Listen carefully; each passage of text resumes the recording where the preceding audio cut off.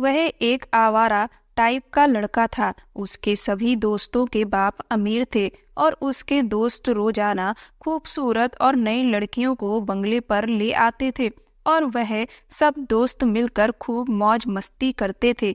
एक दिन उसके दोस्त एक लड़की को खरीद कर ले आए। वह जैसे ही उसके पास गया तो वह रोने लगी और उससे रिक्वेस्ट करने लगी। उसने तरस खाकर उसे छोड़ दिया।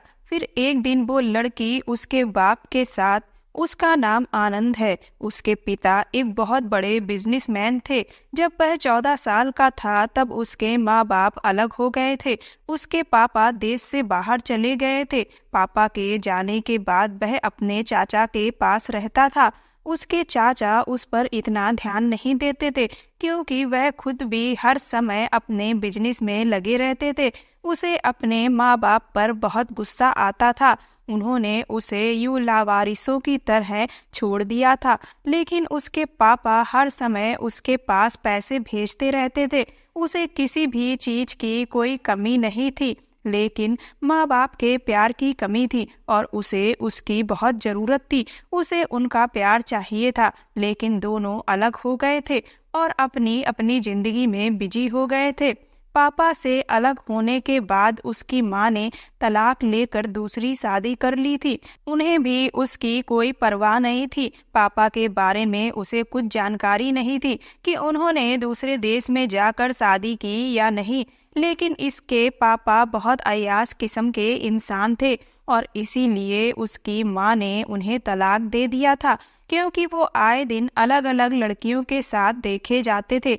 उसके माँ बाप को उसकी कोई फिक्र नहीं थी। उसे इस वजह से अपने माँ बाप से नफरत हो गई थी। वह पिछले 12 सालों से ऐसे ही अकेला रह रहा था। पापा कभी कभार उससे मिलने आ जाते थे, मगर उसकी माँ तो कभी मिलने नहीं आई थी। पापा ने उसे इंडिया में बिजनेस करवा दिया था, लेकिन वह बिजनेस में कोई दिलचस्पी नहीं लेता था और अपने आवारा दोस्तों के साथ घूमता रहता था।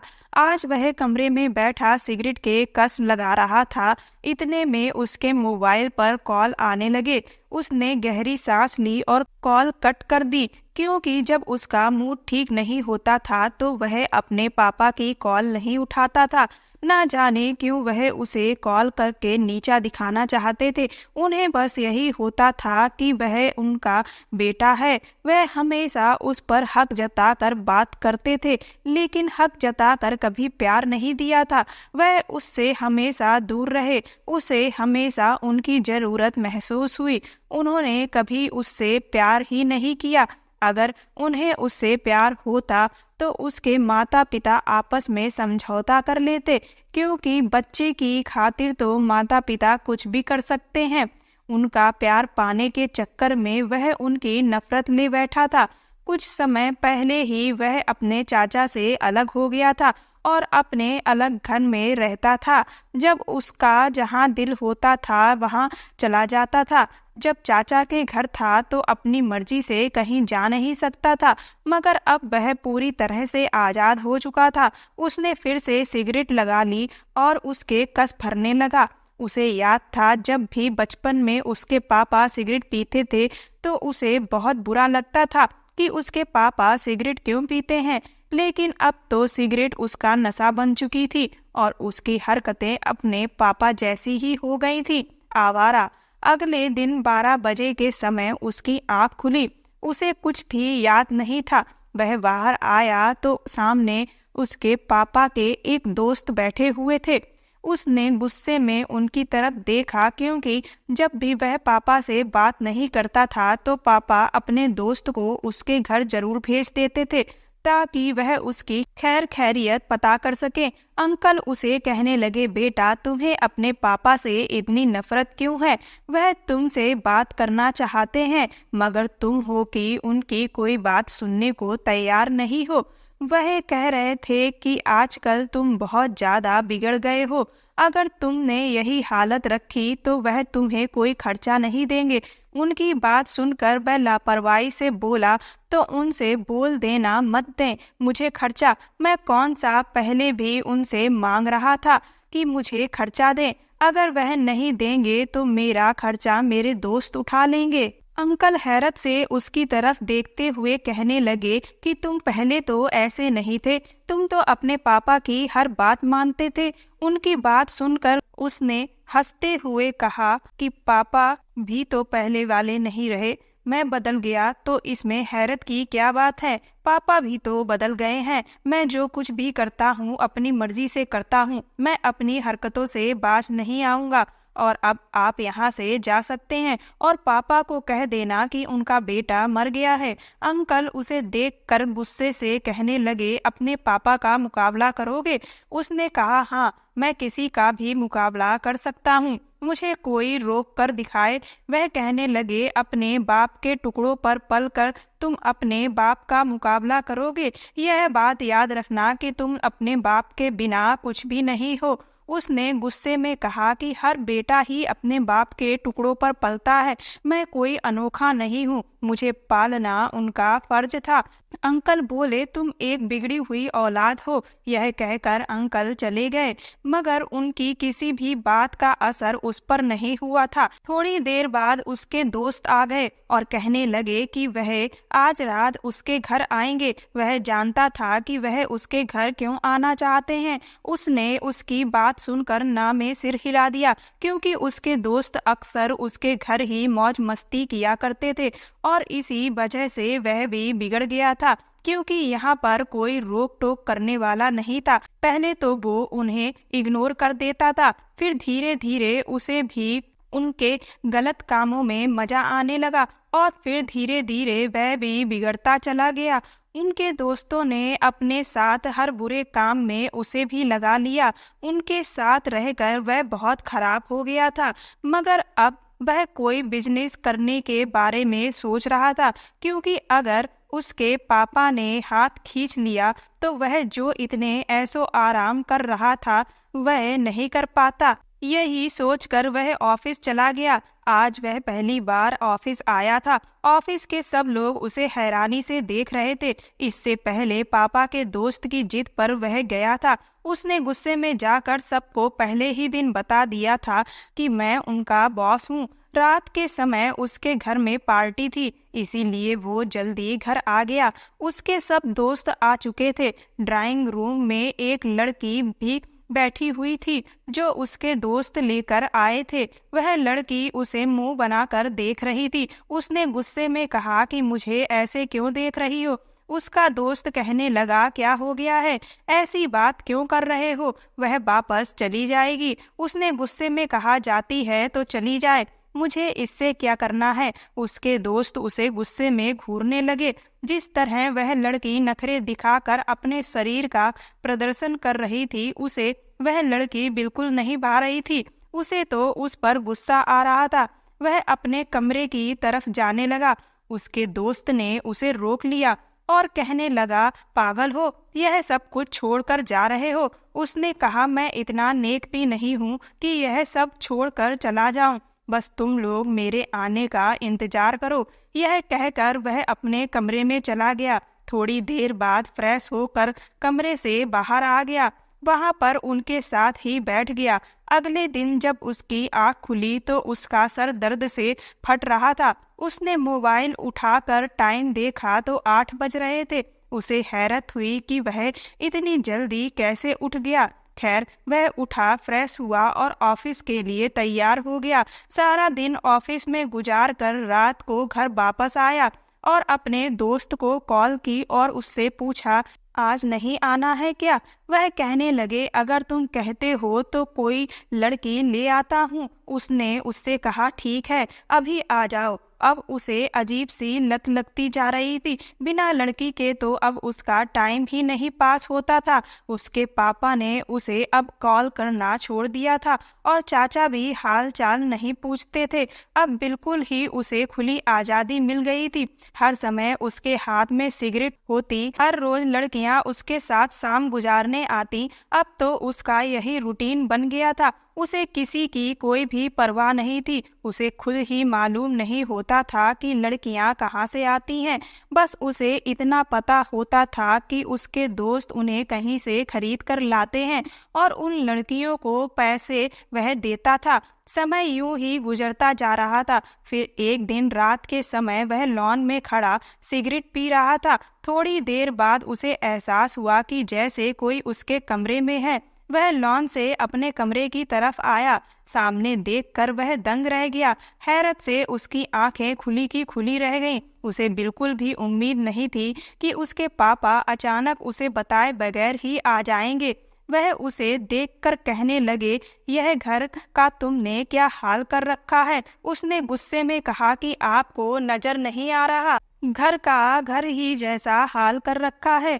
पापा कहने लगे, यह तो मुझे कहीं से भी घर नहीं लग रहा। वह बात बदलते हुए बोला, आपने मुझे उन्होंने उसकी बात काट दी और बोले, अपनी हालत देखी है। उसने कहा, क्यों, मेरी हालत को क्या हुआ है, बुरी है क्या। वह गुस्से में खाने वाली नजरों से उसे घूरने लगे और बोले, बुरी नहीं, बहुत बुरी। यह तुम किन चक्करों में पड़े हुए हो। पापा की बात सुनकर उसने कहा कि मैं क्या कर रहा हूँ इससे आपको क्या मतलब।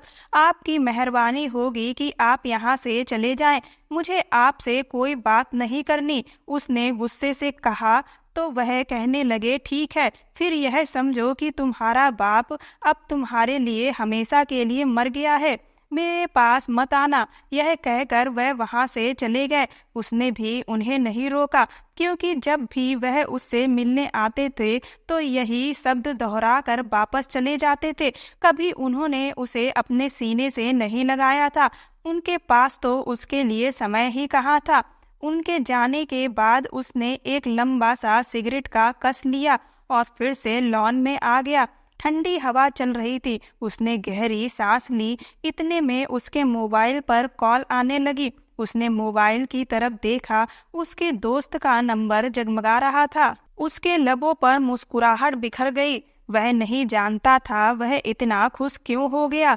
उसने जल्दी से कॉल उठाई तो दूसरी तरफ उसके दोस्त की जगह पर कोई लड़की बात कर रही थी। उसने पूछा, कौन बोल रही हो आप। वह कहने लगी, आपके दोस्त की दोस्त बात कर रही हूँ। उसकी बात सुनकर उसे गुस्सा आया। उसने गुस्से में कहा कि मुझे कॉल क्यों किया है।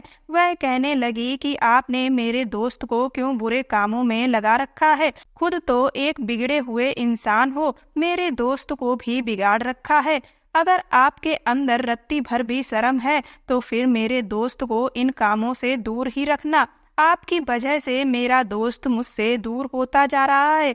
उसकी बात सुनकर उसे गुस्सा आ गया और इस कदर गुस्सा आया कि उसने अपनी मुट्ठियां भींचकर कॉल कट कर दिया, क्योंकि अगर वह कुछ और कह देती तो वह उसकी बर्दाश्त से बाहर था। उसे बहुत हैरत हो रही थी कि यह लड़की कौन थी। वह एक बार उस लड़की को देखना चाहता था। उससे बदला लेना तो बाद की बात थी। उसने थोड़ी देर बाद इस नंबर पर कॉल किया। अब मोबाइल उसके दोस्त के पास ही था।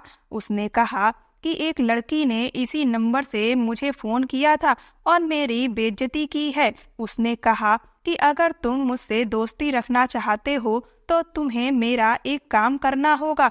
वह कहने लगा, भाई तुम्हारे लिए तो जान हाजिर है, बोलो क्या करना है। उसने कहा, आज तुम्हारे पास थोड़ी देर पहले जो लड़की थी वह कौन थी। उसकी बात सुनकर वह हंसते हुए कहने लगा कि वह मेरी एक पुरानी दोस्त है। वह ऐसे ही जरा दिमाग की सटकी हुई लड़की है। उसकी बात को दिल पर मत लो। उसने गुस्से में कहा कि मुझे वह लड़की चाहिए। वह कहने लगा, भाई पागल हो गए हो, क्या बोल रहे हो। वह ऐसी वैसी लड़की नहीं है, मुझे बहुत प्यार करती है। उसकी बात सुनकर उसने कहा, पागल नहीं हुआ हूँ, मुझे बस वही लड़की चाहिए। अगर दे सकते हो तो ठीक, वरना मुझे कभी कॉल मत करना। यह कहकर उसने कॉल कट कर दिया। उसने उसे बेबस कर दिया था। वह जानता था वह उसे बहुत प्यार करता है और उसके लिए कुछ भी कर सकता है। वह अब उसकी कॉल का इंतजार करने लगा। जिस लड़की के लिए वह पागल हो रहा था, उस लड़की के बात करने के अंदाज से वह ऐसी वैसी लड़की नहीं लग रही थी और वह जानता था वह उसके पास आने के लिए कभी नहीं मानेगी, लेकिन वह भी देखना चाहता था कि उसका दोस्त उसके साथ क्या करेगा। अगले दिन वह ऑफिस से वापस आया। सामने उसका दोस्त आया हुआ बैठा था। उसने खामोशी से उसकी तरफ देखा, फिर सोफे पर जहां एक डरी हुई लड़की बैठी हुई थी उधर देखा। उसका दोस्त उसकी बाजू पकड़कर उसे साइड में ले गया और कल वाली बात पर हाथ जोड़कर माफी मांगने लगा। कहने लगा, मेरे लिए उस लड़की को भुला दो, वह नहीं आ सकती। वह बहुत अच्छी लड़की है, बहुत ही शरीफ है और मुझे बहुत प्यार करती है। यार, वह तेरी होने वाली भाभी है। हाँ, मगर मैं यह लड़की लाया हूँ। और फिर उसने अपने दोस्त के लिए कल वाली लड़की को भुला दिया और वह उस नई लड़की को देखने लगा। वह उसे बहुत अजीब सी लग रही थी। चेहरे पर मासूमियत छाई हुई थी। डर की वजह से उसके हाथ कांप रहे थे, जिन्हें वह छुपा रही थी। उसका दोस्त कहने लगा कि कल सुबह मैं इसे आकर ले जाऊंगा। वह यह कहकर वहां से चला गया। वह उस लड़की की तरफ गया। वह रोती हुई उसके आगे हाथ जोड़ने लगी। उसने गुस्से में कहा, यह ड्रामा मुझे मत दिखा। वह रोते हुए कहने लगी कि मैं ऐसी वैसी लड़की नहीं हूँ। वह हैरत से उसकी तरफ देखने लगा। उसकी आंखों से मोटे मोटे आंसू बह रहे थे। वह कहने लगी, प्लीज मेरे पास मत आना। उसने उसकी तरफ कदम बढ़ाए, मगर वह पीछे होती हुई सोफे पर गिर गई। उसने गुस्से में कहा, क्या हो गया है, पागल हो क्या? वो रोती हुई कहने लगी, प्लीज मुझे यहाँ से जाने दो। आपने जितने पैसों में मुझे खरीदा है, मैं वह सारे पैसे वापस कर दूंगी। वह रोते हुए कहने लगी, मुझे उस आदमी को वापस मत करना, प्लीज आप मुझे यहाँ से जाने दें। वह रोती हुई उसके पाँव में गिर गई। उसने उसे कंधे से पकड़कर उठाया और कहा कि देखो, मैंने किसी के साथ आज तक जबरदस्ती नहीं की है। जो भी लड़की मेरे पास आती है वह अपनी मर्जी से मेरे साथ रहती है। पहले तुम रोना धोना बंद करो। उसने अचानक ही अपने हाथों से उसके आंसू साफ कर दिए। वह एकदम पीछे हुई। उसकी बड़ी बड़ी आंखें लाल हो रही थी। उसने कहा, देखो, मैंने बोला है ना कि मैं आपको कुछ नहीं करूँगा। वह कहने लगी कि वह लड़का मुझे ले जाएगा, उसने मुझे खरीदा हुआ है। वह लड़की शायद उसके दोस्त की बात कर रही थी। उसने कहा कि तुम्हें कोई नहीं ले जाएगा, मैं तुम्हें किसी को भी नहीं दूंगा। वह उसके सामने हाथ जोड़कर कहने लगी, मुझे जाने दो। वो बस उस लड़की को देखे जा रहा था। कितनी जल्दी थी उसे यहाँ से जाने की। उसका बस नहीं चल रहा था कि वह जल्दी से वहाँ से भाग जाए। उसने उसे कहा कि ठीक है, तुम रोना बंद करो और यहाँ से वापस चली जाओ। उसके कहने पर उसने जल्दी से दुपट्टा उठाया और खुद पर लपेटते हुए वहाँ से चली गई और वह उसे देखता रहा। ना जाने क्यों उसे आज बहुत सुकून मिल रहा था और वह बात उसे खुद समझ नहीं आ रही थी। उसने आंखें बंद की तो उसका गुलाबी चेहरा उसकी आंखों के सामने घूमने लगा। वह अपने कमरे की तरफ गया। उसे नींद आने लगी थी। आज से पहले तो वह रात को देर तक जागता रहता था। उसे कभी नींद नहीं आई थी। वह बेड पर लेटा, उसकी आंखों के सामने ना जाने क्यों वही लड़की बार बार आ रही थी। फिर अचानक उसे अपने दोस्त का ख्याल आया। उसने उससे कहा था कि वह सुबह आकर उस लड़की को ले जाएगा और वह लड़की कह रही थी कि उसने उसे खरीदा है। अब तो उसे अपने दोस्त से उसके बारे में पूछना ही था। वह यही सोच रहा था, वह उसे क्या जवाब देगा। उसने गहरी सांस ली, मगर बार बार वही लड़की उसकी आंखों के सामने घूम रही थी। उसने एकदम से आंखें खोली। पता नहीं क्यों उसका दिल एक बार फिर से उस लड़की को देखने को कर रहा था। जी चाह रहा था कि वह फिर से उसके सामने आए और वह उसे देखता रहे। वह उसके सामने बैठी रोती रहे और वह उसे चुप करता रहे। वह रोते हुए भी कितनी प्यारी लग रही थी। वह यही सब सोचते हुए पता नहीं कब सो गया। सुबह उसके कानों में उसके दोस्त की आवाज आई। उसने आंखें रगड़ते हुए उसकी तरफ देखा। वह गुस्से में कहने लगा, वह लड़की किधर है? उसने अपना सर एक हाथ से दबाते हुए कहा कि पता नहीं, मैं तो अचानक ही सो गया था। ना जाने उस लड़की ने मुझे क्या पिला दिया था। उसके बाद मुझे कुछ याद नहीं कि वह किधर है। उसका दोस्त हंसते हुए कहने लगा, शक्ल से तो इतनी शरीफ और मासूम लग रही थी और तुम जैसे चालाक इंसान को धोखा दे गई। उसने कहा, भाई अब मुझे उस लड़की के बारे में कुछ नहीं मालूम। वह कहने लगा, अच्छा, मैं कोई और लड़की ले आऊंगा। अपने दोस्त की बात सुनकर उसकी आंखों के सामने उस लड़की का रोता हुआ चेहरा घूम गया। कैसे रो रो कर वह उससे माफिया मांग रही थी, हालांकि उसकी कोई गलती नहीं थी। उस वक्त तो उसे माफी उससे मांगनी चाहिए थी। उसने दोस्त को ना में सिर हिला दिया, कहा कि अब दूसरी लड़की की कोई जरूरत नहीं है। इसी तरह किसी दिन कोई लड़की मुझे मार कर चली जाएगी। उसका दोस्त उसकी बात पर हैरान हुआ, कहने लगा कि तुम कब से लड़कियों से डरने लगे। उसकी बात सुनकर वह हंसते हुए बोला, मैं भला लड़की से क्यों डरूंगा, मैं तो बस ऐसे ही मजाक कर रहा था। वह कहने लगा, तुम बहुत बिगड़ गए हो। उसकी बात सुनकर उसने कहा कि मैं सुधर भी सकता हूँ, तुम चिंता मत करो। वह यह कहकर फ्रेश होने चला गया। उसका दोस्त उससे कहने लगा कि मुझे लगता है कि सच में तुम्हारे पापा की बातों का तुम पर असर हुआ है। वह उसकी बातें सुनकर मुस्कुरा दिया। अपने दोस्त के मुंह से पापा की बात सुनकर उसे एकदम से अपने पापा की याद आ गई। कई महीनों से उनका कोई फोन नहीं आया था और उस दिन के बाद वो मिलने भी नहीं आए थे। वो अपने ख्यालों से बाहर आया और अपने दोस्त से कहा, मुझे देर हो रही है, मैं ऑफिस जा रहा हूँ। यह कहकर वो ऑफिस के लिए निकल गया। ट्रैफिक पे उसकी गाड़ी रुकी तो पास वाली गाड़ी पर उसकी नजर पड़ी तो उसकी आंखें खुली की खुली रह गईं, क्योंकि उस गाड़ी में जो आदमी पीछे सीट पर बैठा था वो उसका बाप था। वो सोचने लगा, पापा इंडिया में हैं पर आए नहीं मिलने, इसका मतलब वो सच में नाराज हैं। उसने सोचा कि लाओ बात करता हूँ, लेकिन तभी उसकी नज़र एक लड़की पे पड़ी जिसने उसके पापा का हाथ पकड़ा था। इससे पहले कि वो उस लड़की का चेहरा देखता, गाड़ी चल दी और लोग उसे भी हॉर्न देने लगे। वो भी जल्दबाजी में चला आया। अब वो खुद को कोस रहा था कि ये आदमी आज भी नहीं सुधरा है। सही रहा जो मेरी माँ ने इसे छोड़ दिया और अच्छा रहा जो मैंने उनसे बात नहीं की। वो दिन उसका जैसे तैसे ऑफिस में गुजरा। उसका दिल बहुत घबरा रहा था, लेकिन उस रोती हुई लड़की का चेहरा उसकी आंखों के सामने से नहीं जा रहा था। जब भी अकेले में होता तो वह लड़की उसकी आंखों के सामने जरूर आ जाती।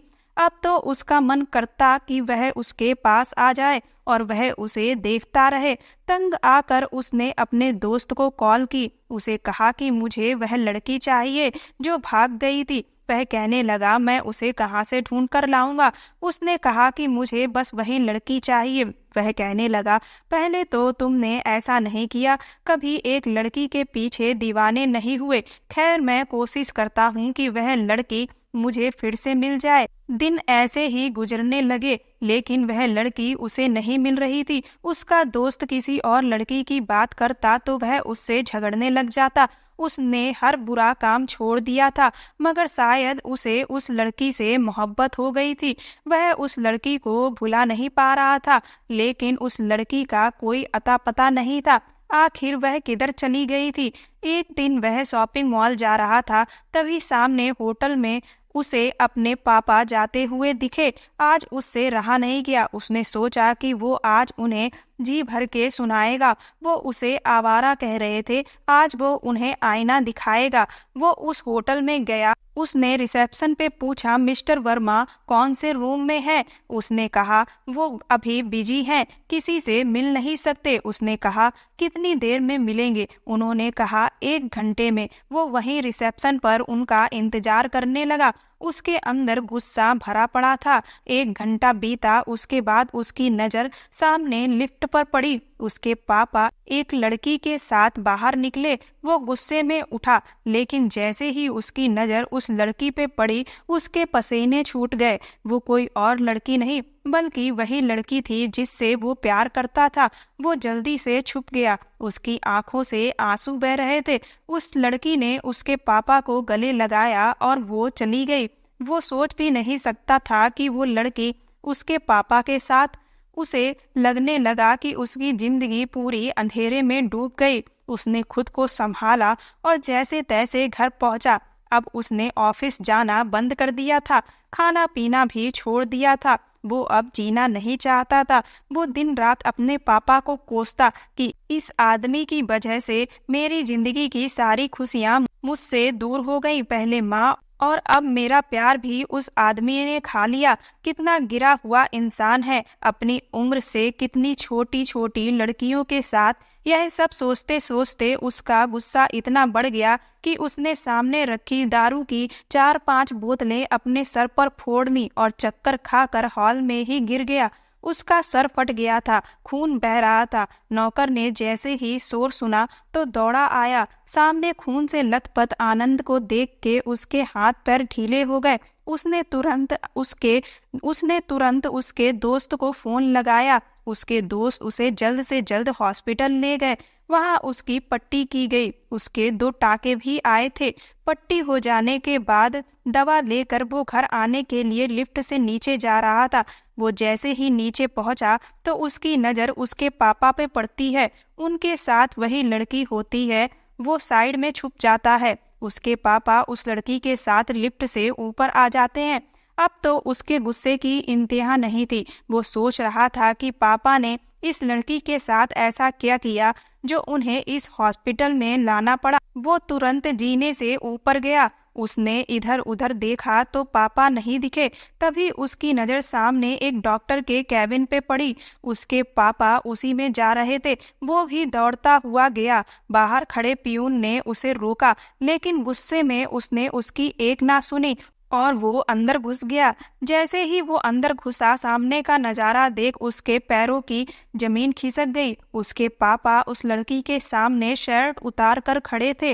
वो लड़की उसे देखकर चौंक गई और उसके पापा भी हड़बड़ा गए। वो लड़की उसे देखते ही उसे पहचान गई। बोली, तुम यहाँ कैसे?